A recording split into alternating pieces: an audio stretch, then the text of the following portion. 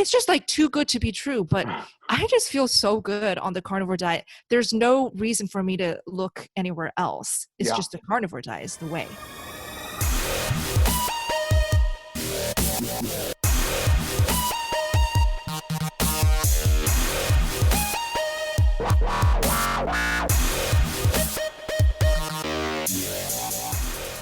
Bella, welcome to the show. Thank you for having me. Can you give me a quick introduction? You do quite a few things, and I found you online. I was like, first it was Instagram, then it was YouTube, and then you started popping up here. And I was like, this person's just all into meat. And then I was like, oh, they're kind of doing carnivore. And so I'm really curious to hear like the full picture of how you got to where you're at today and what that evolution was. So why don't you just take us first what you're doing now currently, and then we'll just backtrack from there. Sure. So I am now almost 2 years carnivore, 23 months to be exact. And I started the carnivore diet on January 1st of 2019. It was a New Year's resolution to better health, really, and to just long-term healing.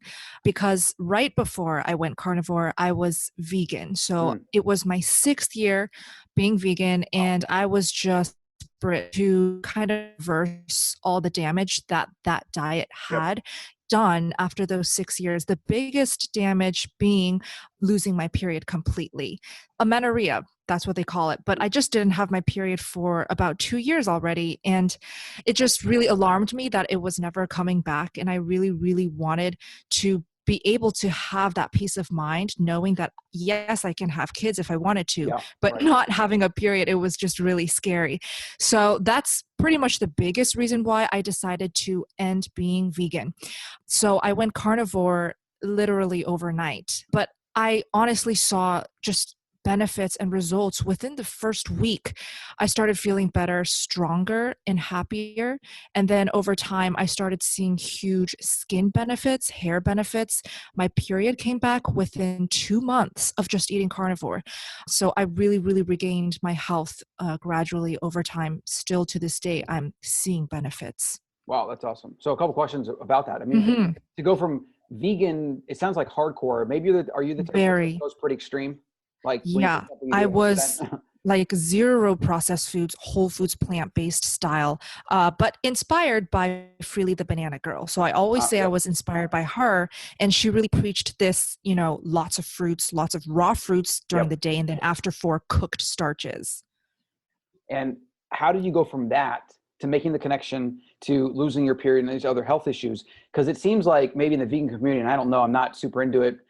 It seems like they wouldn't, in the vegan community, can make that connection. They would try to blame it on something else. So did you have to like go outside of like the people you were following and like maybe Google, like, why did I lose my period on a vegan diet or plant-based? And like you had to kind of find some external sources of information and really open your mind, it sounds like. So what was that process like to go from that to like diagnosing that your diet might be the reason that's happening?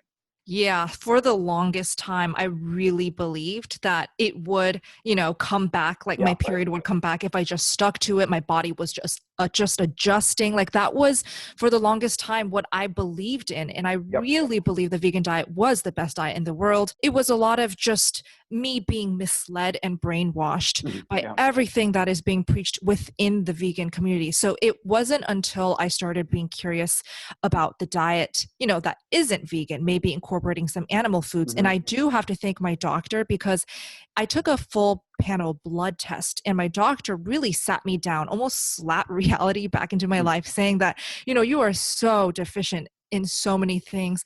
Either take supplements or really consider eating animal foods again. Right. Yeah. So credit or her credit. I mean, yeah, it really is. So I started researching on Google and YouTube, vegans starting to eat meat again. And for some reason, all these things and content was popping up about vegans going carnivore. So that's really what piqued my interest. And then I dived deeper, and I came across Joe Rogan's many podcasts and many channels just centering about the carnivore diet. So it was through just obsessive research and watching and listening that I started to believe that, you know, carnivore diet is something I should try now. Yeah, that's great. So the first day though, I mean, what does that look like? Paint us a picture for the first day and the first week. And did you hit some, like, did you have any side effects of going full meat? Like, you know, some people that just go from standard American diet to carnivore, like gut take some time to adjust. Like there could definitely be issues there, but what, like, was it just pure awesome, or did you kind of go through some ups and downs? Yeah, the first bite, I would say 100% pure awesome. I felt Your body so was like amazing. screaming for it. Yeah. Like, thank you. And I really felt like I came back to life. And the first bite was only eggs, just some Vital Farms eggs scrambled lightly with some Kerrygold butter. I Oh remember yeah. exactly what I made, just two eggs too. And it was just delicious. I felt like I was elevating and just coming back to life. And then the next day, so the first day, it was just some eggs and butter because I didn't want to Mm. overwhelm my body. Yep. But I still think it was too much because those 6 years I was pretty high carb and pretty low fat. So Yeah. all of a sudden I'm introducing all these nutrient dense fats. So my body's digestion, that would be the biggest issue was my digestion. Lots of running to the toilet, loose stools, and just a lot of diarrhea. Mm. But the beef came in second day, and I really focused on beef only because I did see a lot in the carnivore community that it's the most easy to digest, the most nutrient dense all around. So it was beef, eggs, and butter for a very long time. And I did have a huge adjustment period, mostly the digestion. How, did you do anything else to mitigate that? Did you try taking any supplements, or you were just like, I'm going to give it time and I'm going to stick with basically steak and butter, which is now your handle on social, steak and butter gal? Because I Yeah. assume that's how you got it. Yeah, so I really did stick with steak and butter and eggs just consistently, but I do remember incorporating apple cider vinegar, Mm. really just a small amount in the broth that I would make with oxtail. If I had oxtail, I would just put some apple cider vinegar in the Instant Pot. And that somehow helped me at least not feel nauseous and want to throw up. I'm not Yep. sure if that really helped with the digestion, but I didn't take any pills or supplements like probiotics.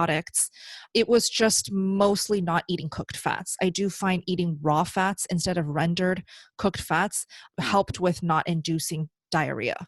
Interesting. Yeah. Yeah. Now that I think about that, I do feel like, especially if I do a pork shoulder, and you know how you Mm, got there's a ton of fat in there. Like if it's not really good pork, it gets sick immediately, and so like I try to skim mm, off all the fat or whatever. So pork's actually something for me that makes me kind of sensitive. Um, yeah. and even a lot of beef, like a beef roast, a lot of fat that can happen as well. There's also histamines and stuff to consider. So Yeah. that was about a year. You're doing steak, butter, and eggs, Yes. and since then, and like what happened after that, and then where you're at now, and then I want to get into like what is your philosophy around thinking about a carnivore diet, because like you're obviously doing this to like diagnose like a major health issue, and so Yeah. you're like a convert because you don't want to go back to the way that was. But I try to connect those people, like even myself included. I do it to reduce allergies and feel better and whatever. How can we also get this idea to more people, and how can they think about it? Yeah. So I went in still being a student, a very busy student, and I was Mm. still studying at Juilliard, pursuing my master's degree. So I just really was desperate for a diet that could support that busy lifestyle where a lot of my day is just in the practice room focusing on one thing, and that's just Mm. practicing. Yeah. So I needed a diet that could help me sustain long days, feel energized, and not have ups and downs, crashes all the time, like the vegan diet gave me. So the carnivore diet did help me with that. I felt stable energy, good mood, and extreme mental clarity. So Mm. already I was just feeling, wow, like this diet is awesome. Mhm. But like health wise, I really wanted to get my period back. I wanted to regulate my hormones. I was suffering from a lot of acne scars, hair shedding around my hairline, just a lot of hair loss, but also my autoimmune skin issues. So I suffer with eczema ever since I was a kid. I remember just always going to my doctor for more medication, Mhm. just a lot of itching. And then psoriasis popped up when I went vegan, and that was centered around my face, especially the temples. So now I do carnivore diet to keep my eczema and psoriasis at bay. And really, they never flare up anymore, Mm. especially when I'm focusing on Incredible. beef, butter. Yeah, just simple. Yeah. And then my period is perfectly normal and there's no pain. So Mm. it's just like too good to be true. But I just feel so good on the carnivore diet. There's no reason for me to look anywhere else. It's Yeah. just the carnivore diet is the way.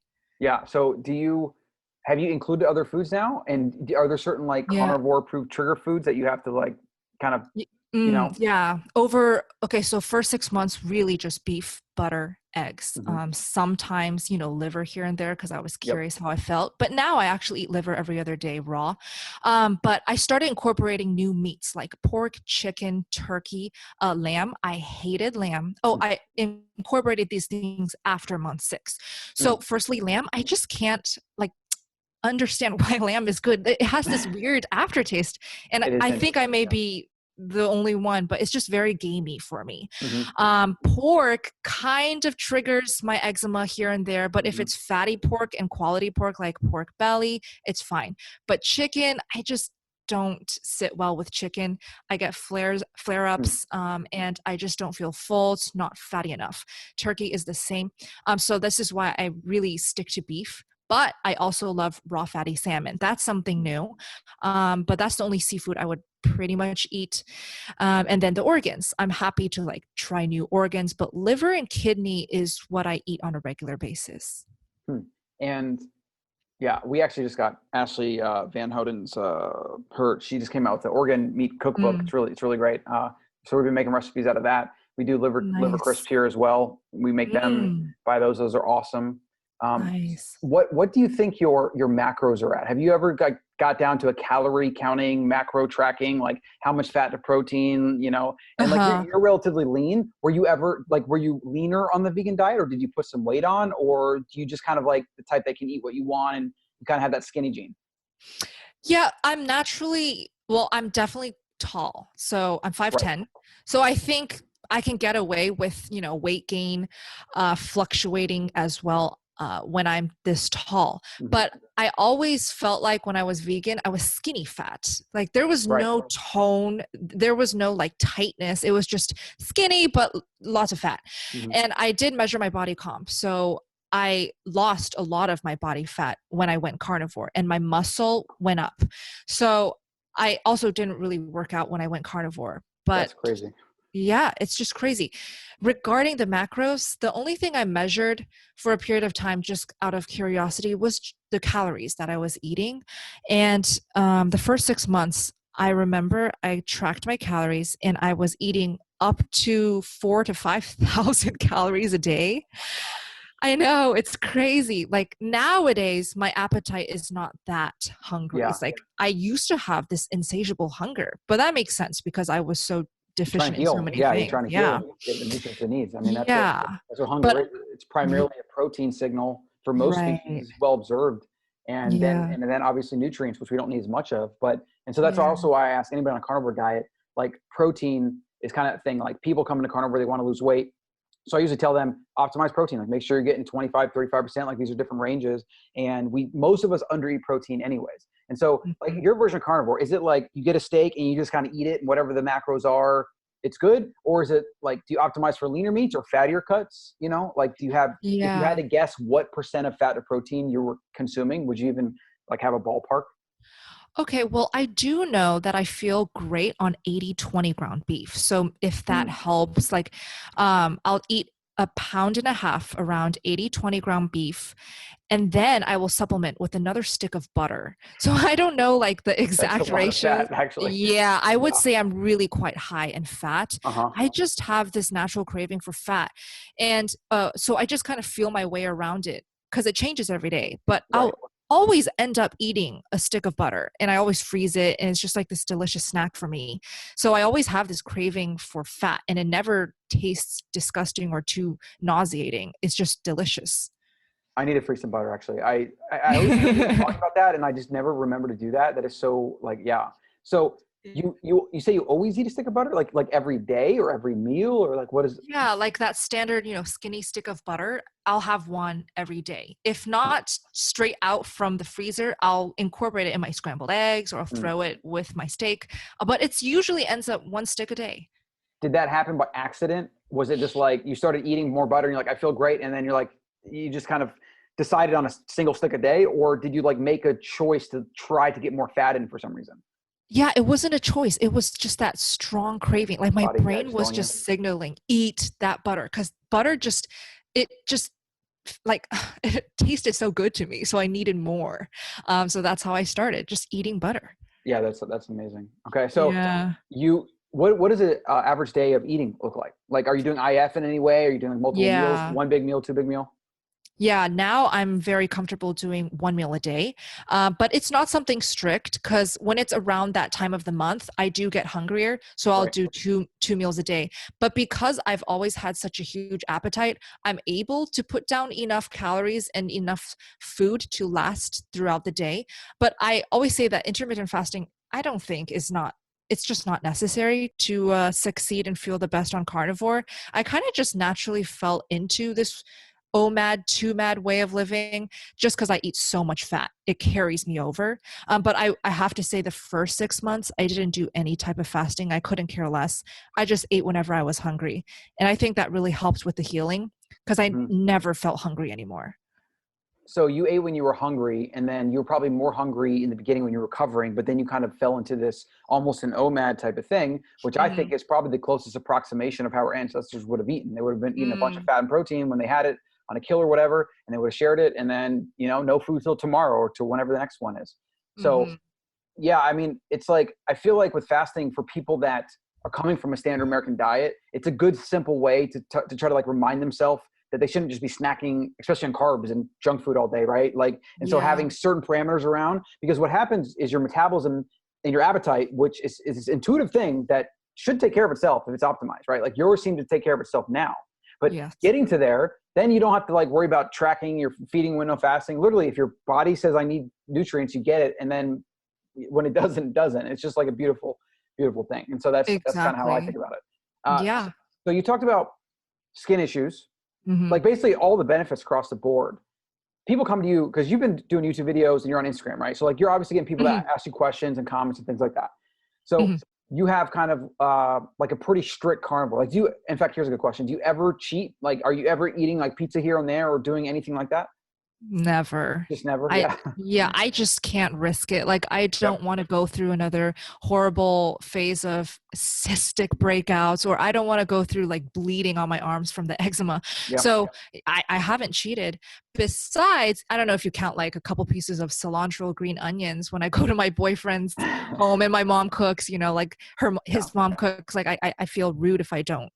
Yeah, yeah. Yeah. I So mean more like yeah. the occasional pizza or, like just complete and utter junk food on the other end, but like No, you just can't yeah. risk it. So Mm-hmm. you're a strict carnivore. It sounds like you're a high fat, like on the higher fat end of the carnivore, almost doing an OMAD. And so when people are coming to you and asking you questions and this and that, I mean, like what are some of these common, questions you get, and how do you kind of approach it? Are you maybe just saying, just do this, try this, and then figure it out for yourself? Or are you saying like, most people can do like a mostly carnivore, and enjoy your cheat Mm-hmm. meals every so often? Like, Mm-hmm. I'm always interested to hear other, especially influencers in the space, like how can we kind of make it more accessible for more people? So what would be your take on that?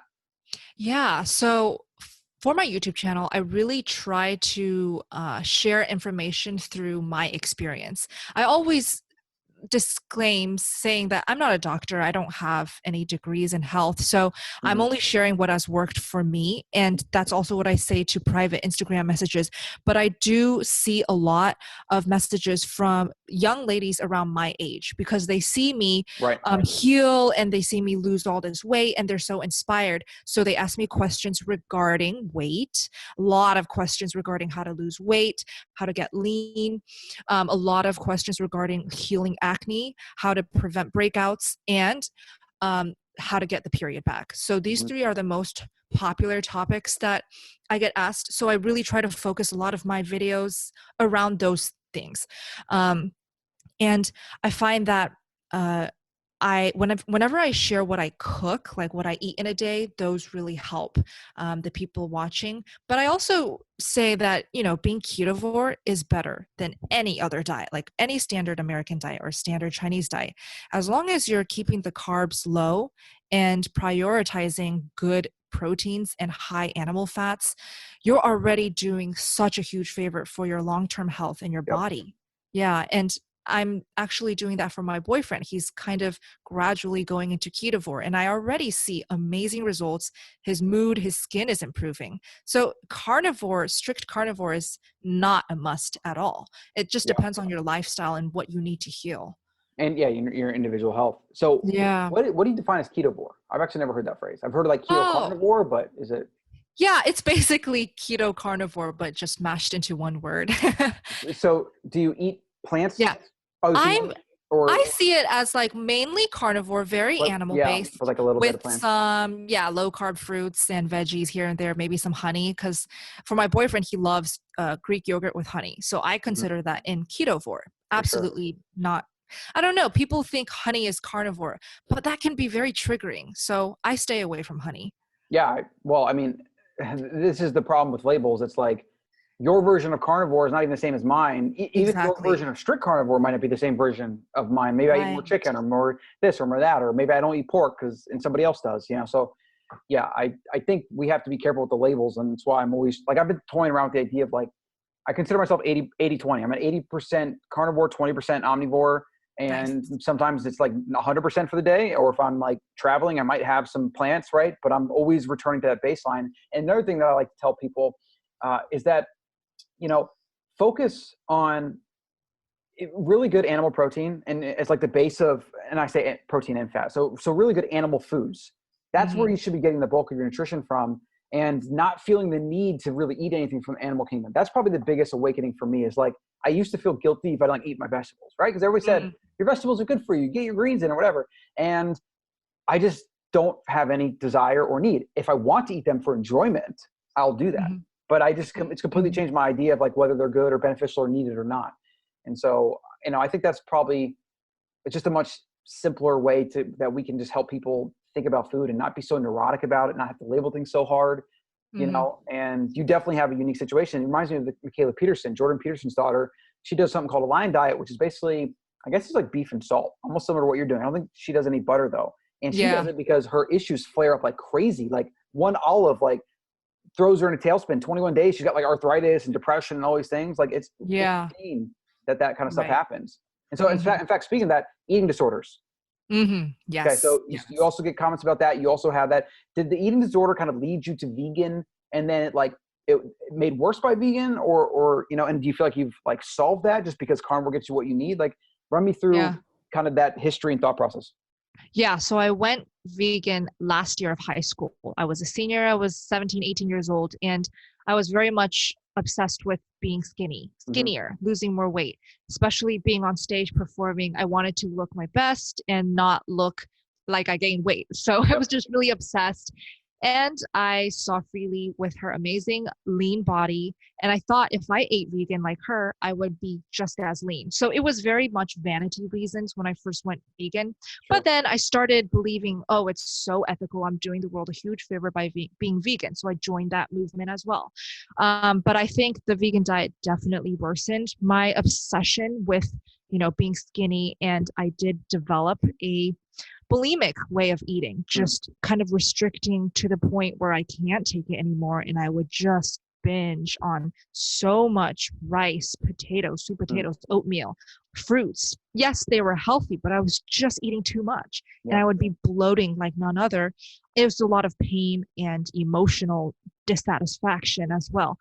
So that just worsened throughout those 6 years. And when I went carnivore, January 1st, New Year's, I also promised myself, I'm not going to restrict anymore. I don't want to count calories anymore. I'm sick and tired of this way of living. So that's why I really focused on eating whenever I was hungry.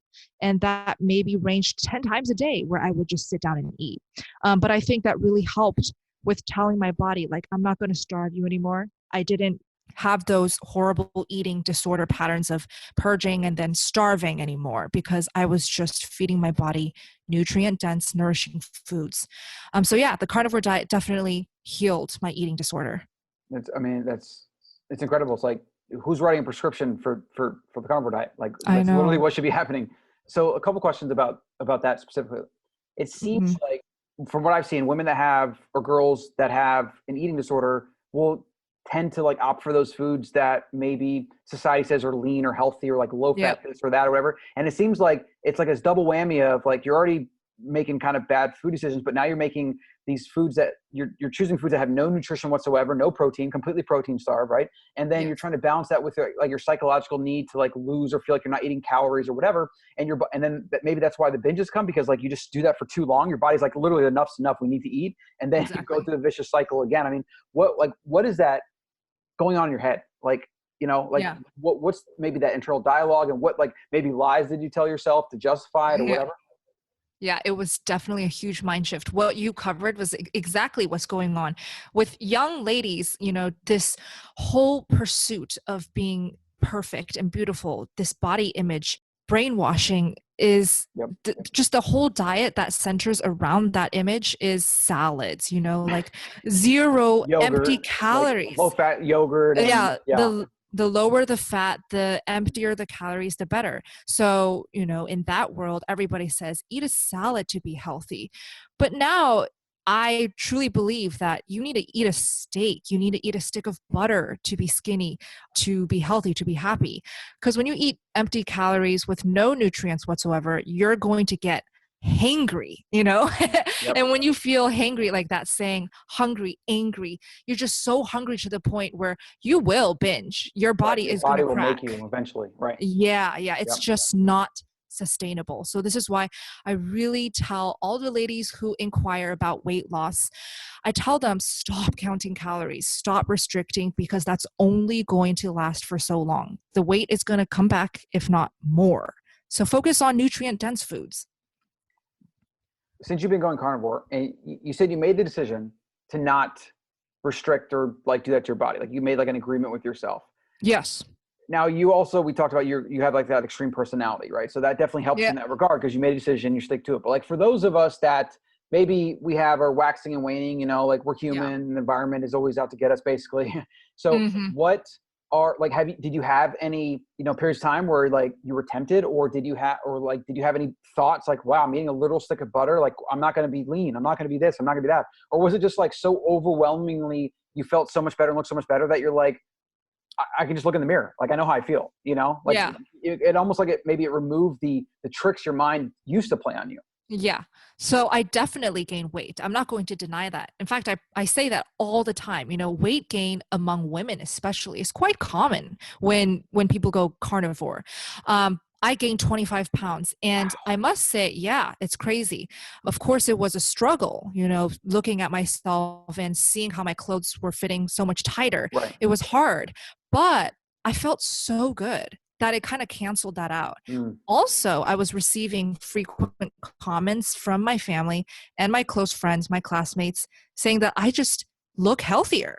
So I really just hung on to those comments, as well as how great I was feeling. And I kind of pushed through that weight gain. I just believed so innately that this weight is not permanent. And I must say, Kelly Hogan was a big inspiration, because she kind of went through the same thing. She kind of went all in and gained all this weight, but she felt so good. And then she lost it. And if you look at her now, she's absolutely stunning. So it's just, I always say it's really temporary. You just have to focus on feeling your best and not being so obsessed with that weight gain. Just try to look past it and embrace your curves, your newfound curves, Yeah, maybe get off the scale completely, I actually threw away my scale. Yeah, exactly. So, right. Okay. So you gained some weight, but then and then you said you maybe lost some, or was it just also like more muscle, more tone, more weight, and your body kind of like refilled out, but then you still look lean and fit, because, the lean fit physique could maybe be heavier than the skinny physique, but you could look better, right? So it looks way leaner. Where was that for you? Yeah, the body recomposition is the biggest marker. I don't measure my scale even to this day, but my body fat went down to athlete level, and I wasn't even working out, but it was because of the carnivore diet. So I don't think that would be achieved with diet full of carbs and vegetables, much less a vegan diet. So I do think the diet really did most of the work in leaning up my body and just shedding all that fat. So I do get comments that I look really lean and really fit when I don't really even work out much. So, so you gained weight, but like, how much of a difference are we talking about? Like, let's get some numbers. So did you gain the weight and then kind of keep the weight? Or did you go up a lot because like you were just eating so many calories and your body was like overcompensating, and then you're like, your body went back to the homeostatic, like this is what you're supposed to be weight? And like, what are those Yes. different levels? Like, if you, I don't So, know. right. So I started off carnivore, freshly off the vegan wagon, 128 pounds. And then it was rapid weight gain because I was eating like 5,000 calories a day, like Yeah. 5 pounds of steak. And I think I was gaining quickly within the first 3 months, 4 months, I was already above 150 pounds. So yeah, it's just really fast weight gain. Did you feel like, did you look like chubby in the cheeks, or was it just like pure, you still look I kind of think lean it and you're just was, filling out? yeah, it was just filling out evenly throughout the body, the Yeah. face.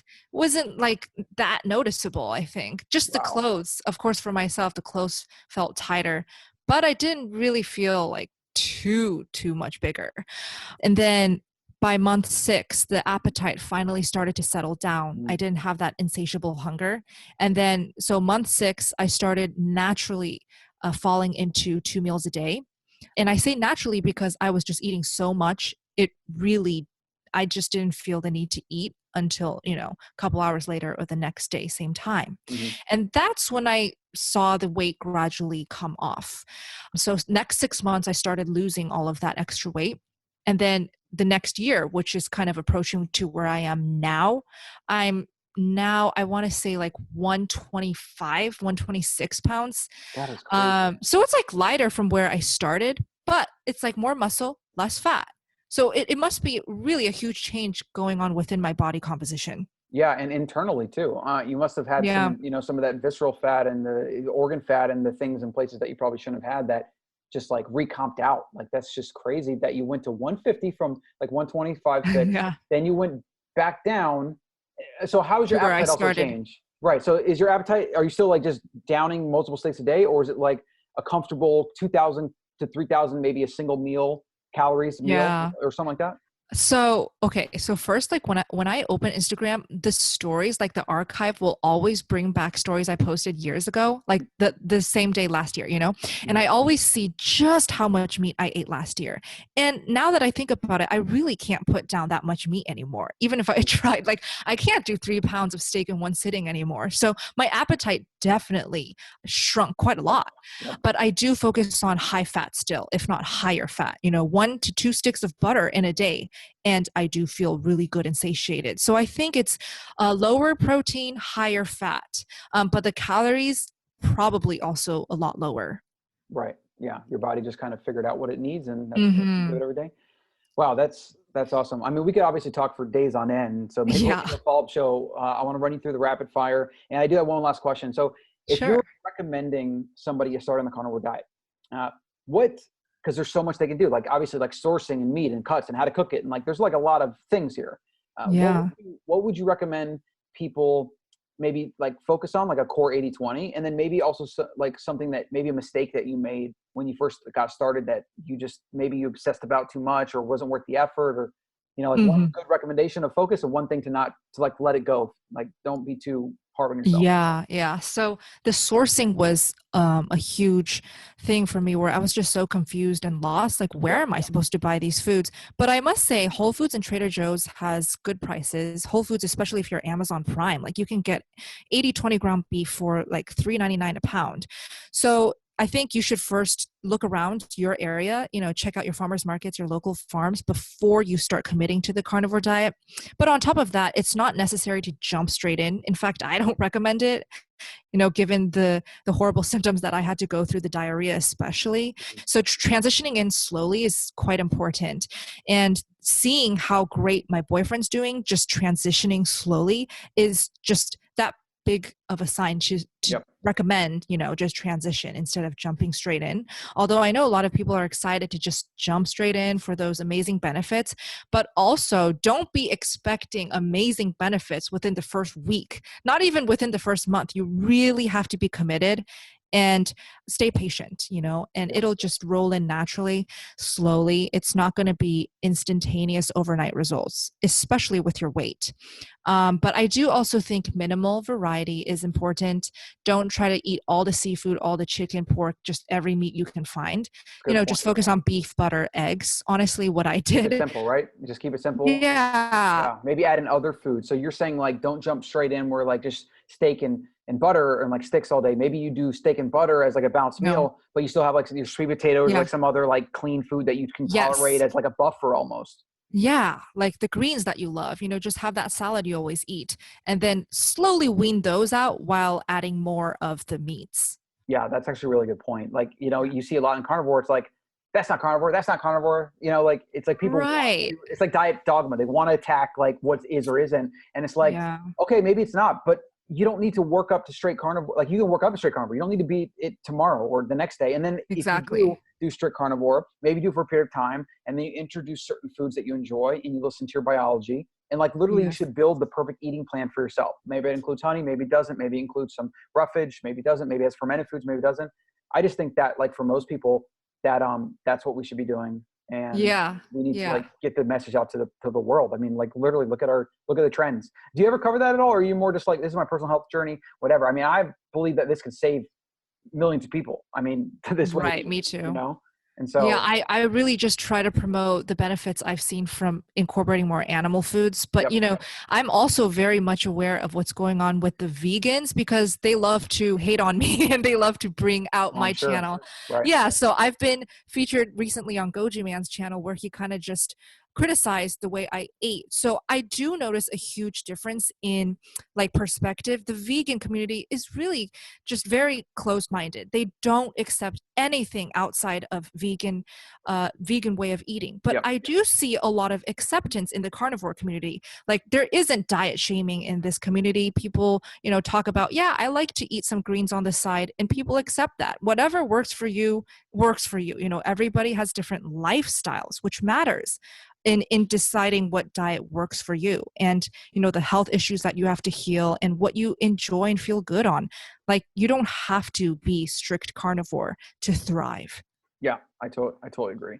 Yeah. So this has been awesome. Let me run you through a few just quick fire questions, and Hmm. then we'll get your socials out here so everyone can follow along with your journey. And Sure. then we'll say goodbye. So Okay.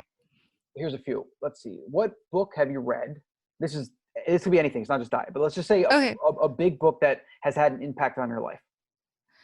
Uh, First thing that comes to mind is Dr. Jason Fong's intermittent fasting books. He has quite a lot, but he also really promotes like a lower carb diet. Yep. But his thoughts and his research on intermittent fasting is really fascinating, and I think that really helped me just feel good on promoting like, yeah, I actually don't eat for hours on end, and I Yep. feel great. But yeah, his books were great. Yeah, Obesity Code's a good one, and there's a couple Yes. others. He has quite a bit, but Obesity Code is what I've read. That was really good.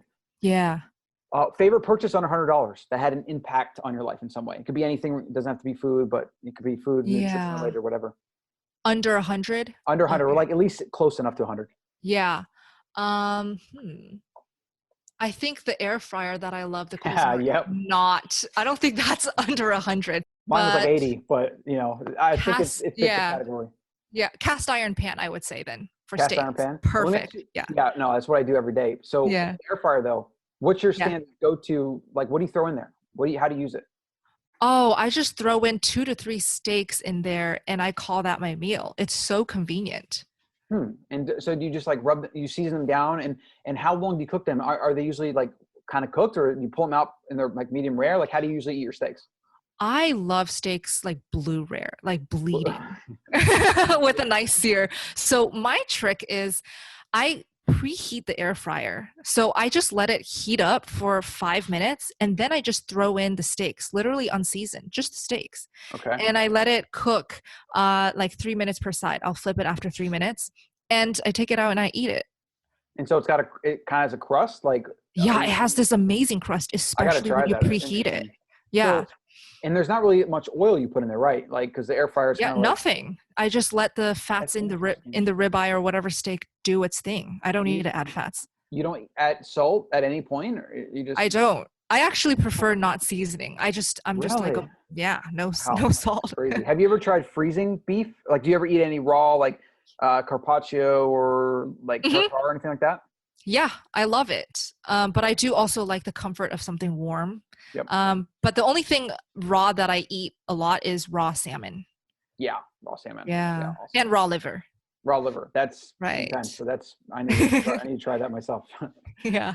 Okay. So favorite Instagram account under 25,000 followers. Is there anybody particular you'd like to call out that you like to follow online? Oh, yeah. Okay. So, yeah, just today I featured some stories. So Tamara Blodgett, I love all that she has to say about the carnivore diet, about her health journey. So I think her handle is author. I just have to give her a shout out. She's the sweetest. Author Tamara Rose Blodgett. Right now I'm obsessed with her. And she's a carnivore, zero carb carnivore. That's awesome. So Yeah. I'll have our editor find her on Yes. Instagram and put that in there. That's great. Yes. Okay. So two more. Favorite, well, let's see. What's the last gift you gave somebody? The last gift I gave someone, the last gift was a delicious beef soup that I made for my boyfriend last night. That's a gift. Lucky guy. So favorite. All right, one more. What are you currently binge watching? If you do, I don't know if you have time for that. Oh, yeah. But like, what's a show that you just recommend everybody binge watch? Yeah, I'm a homebody, so Shameless. Mm. Like I'm still trying to finish that show, but Breaking Bad, like so good. Still haven't finished it. Everyone says I'm crazy. I'm like one season in, and they're just like, you're crazy for not watching. Oh, it's a long one, but Yeah. yeah, take your time. It's really good. Awesome. I do have one more. So favorite cut of meat. I mean, I guess it's steak, but is there like a specific cut that other than steak Ribeye, all day ribeye. Yeah, ribeye. Yeah. Yeah. It's literally the best. I know. I mean, It just is. tenderloin used to be, when I was growing up and getting into food, everyone's like, get a tenderloin. And I'm like, tenderloin's the most boring cut of steak. I know. It's pretty lean. It's lean, no fat, no flavor. I just will literally never buy a tenderloin again. Even filet mignon. Like, what is the hype around filet mignon? Yeah, it gets so expensive, but so lean. Yep. Whatever. Yep. Okay, Belle, this has been awesome. I appreciate you coming on the show. Where can people find you online? So at Steak and Butter Gal for Instagram and Steak and Butter Gal on YouTube. If you want to check out my music making, I play piano and violin. You can find me on Opus Bella, OPUSBELLA on Instagram. Oh, that's awesome. Cool. Yeah. And you're intense on the piano. I play a little bit and I'm like, wow, that's awesm. Thank you. Helps you with that. And all that. Yes. I mean, that's crazy. Just burning through the keys. All right, Bella, appreciate it. Thank you so much for having me on. So much fun. Please always remember that the members of the Ancestral Mind podcast are not, in fact, medical professionals. They're not doctors. They're not nutritionists. They are simply providing this entertainment for you to do your own research and to entertain yourselves. So please consult a physician before changing your diet. Not everything works for everybody, and make sure you always do your own research on everything you hear on this show and outside. Hey everybody, Colin here. Thanks for listening to that show. I want to let you know about my newest podcast over at Escaping Fragility, a show about building a life for yourself, being safe, being secure, having a plan B, so that if this crazy world of 2020 continues or gets worse, which a lot of the numbers are suggesting it will, then you and your family will be protected. A lot of my content for my personal brand has been focused on giving people the knowledge, the expertise, the skills, and just the awareness of some of the craziness that's going on so that they can protect themselves, so that they can fight back, so that they can be civilly disobedient, so that we can stymie the ever-encroaching spread of government and of corporate and political agenda.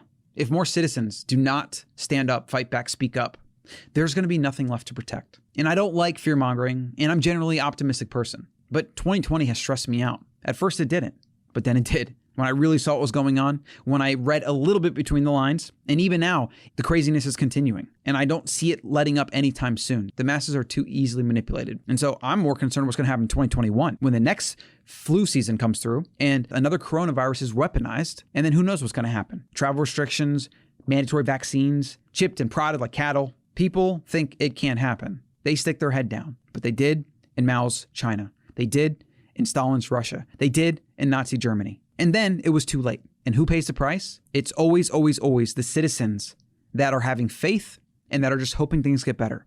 They're the ones that always pay the price. So the first thing we can do is protect ourselves and our family, have our plan B, have an escape option, and then we can help others. Head over to Colin.coach, get on the AM5 newsletter. You'll get all the shows every week, and you can also find me on YouTube and iTunes or Spotify or Google Play. Get prepared before it's too late.